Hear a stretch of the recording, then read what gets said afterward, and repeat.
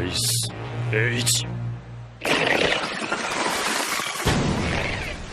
Alright, so after the great chapter we already got the preview for the next one as usual. So I'm going to explain to you guys what that says, give you guys some of my predictions and some of my final thoughts on this chapter, as well as we got a small little bonus chapter for the volume that we'll go over a little bit. But before that, make sure you guys hit that subscribe button so you never miss any of the Record of Ragnarok content. Drop a like on the video, I really appreciate it. So first things first, we got the preview for the next chapter, which says, does a battle break out between the gods for a long-awaited desire? On the other hand, doesn't Okita know what to do in the face of Susanoo's definitive position? So, this is actually kind of shocking to me because that implies that we're going to go back to the Odin, Buddha, Beelzebub fight. This is kind of early. We've only been 2 chapters into this fight. We're already going to cut back to that. I thought maybe midway through, maybe at the end. But if we cut back to that, obviously, you know that shit's hype. You get to see Odin cook a little bit more if he can handle those two. Maybe the fight will have been off screened at this point, and things will have already happened. Maybe Buddha and Beelzebub will be beaten. Zeus, we already saw him this chapter, so we know he's not going to be walking up on this fight. So who can intervene? I don't know how that gets resolved without somebody getting defeated at this point. Somebody's gonna have to step up. Also, watch out for Thor. Where's he lurking? You know, we saw him with Odin in the meeting room. Did he show up? If he shows up, those two are cooked. So that could be crazy. And then the second part, on the other hand, doesn't Okita know what to do in the face of Susanoo's definitive position? We did not get to even see Okita's Volund revealed. We didn't get to see the special ability of it, and he has a second katana he hasn't pulled out. So there's still a ton to go for Okita, which I really like.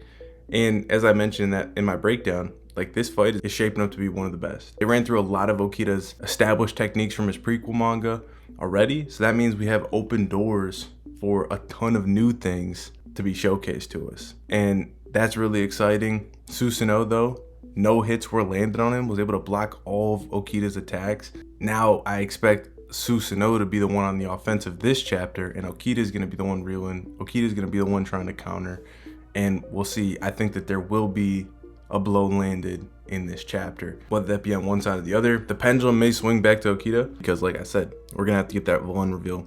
They've been holding on. Hilda and Goals talk their usual talk to hype up the human, talk about the Volund, talk about their abilities, why they were chosen, etc., etc. So that is all in the cards as well. Still no backstory for either fighter, really. We got some of the murals for Susanoo, but I wouldn't consider that a backstory. So there's a ton we're gonna get, and I think this is gonna be a very long fight. But you know, on the flip side of that, they're both going for killing blows. I mean, they're fighting with swords and they're going for killing blows. So I don't know how much the other's gonna endure. But as we saw this chapter, a whole chapter went by, full-on combat, all action, and no blows were landed. That's just how skilled these guys are. I'm excited. You guys probably could tell in the breakdown I was hyped. It was a fire chapter. But now we're moving on to the extra at the end of this chapter for the volume, and we got some extra scenes of Poseidon and Hades. So we cut to Poseidon. We actually get to see that he has this aquarium in his chambers, which is cool. Obviously got to see. I wish we got to see some of those sea powers, but he loves water, loves the fish, and that's what his spot looks like. We basically see that Hermes comes up and asks him if it is okay for them to revive Adamas after, you know, we quote unquote killed him.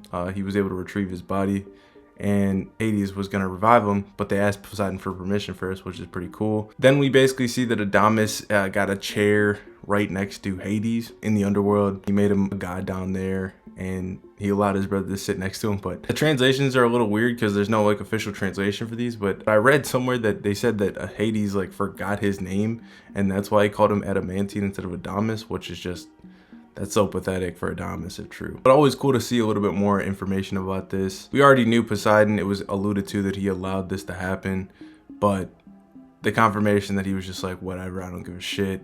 You know, it's his brother at the end of the day. So I like that. That was cool. And that's pretty much that. Going forward, I'd love to see more Japanese gods revealed. We got to see Kani Yogo in this chapter, the Japanese goddess of blacksmithing. So that was really cool. She had a great design, cool design. Hephaestus was a surprise. So I hope we get to see more gods revealed, especially in Susanoo's backstory, because he's the only one from that pantheon fighting. And yeah, I'm enjoying the fight. So make sure to drop a like, subscribe. I'll catch you guys in the next video. Peace.